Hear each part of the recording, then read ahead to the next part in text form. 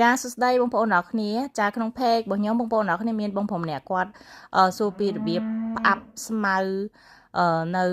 ក្រែអញ្ចឹងបងប្អូនអរគ្នាហើយឥឡូវនេះខ្ញុំអត់បានថតពីរបៀបផ្អាប់ស្មៅទេតែខ្ញុំចង់ជម្រាបបងប្អូនពីរបៀបផ្អាប់ច្បើងបងប្អូនអរគ្នាច្បើងនៅប្រទេសកូរ៉េនិយាយទៅសម្រាប់ចំណីគោដូចចំណីដែលនេះអញ្ចឹងណាដូចនិយាយមកទៅគេថាខាន់ស៊ីកហ្នឹងហើយចំណីបន្តពីយើងឲ្យចំណីហើយអញ្ចឹងគឺយើងដាក់ច្បើងឲ្យវាមិនអញ្ចឹងហើយបងអញ្ចឹងសម្រាប់ច្បើងនេះបងមុននឹងគេរុំអញ្ចឹង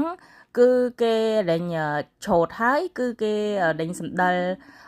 ច្បើងនឹងឲ្យវាស្ងួតហ្នឹងហើយឲ្យវាស្ងួតហើយបានគេមូលវាបងគេមូលវាឲ្យគេឲ្យត្រូវទឹកត្រូវអីហ្នឹងហើយគេមូលវានៅក្នុង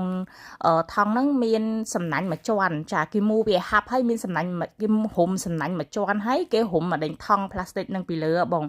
ដោយសារតែនៅកូរ៉េគេឲ្យស៊ីច្បើងស្រស់ឬមួយស្មៅស្រូវហើយគេ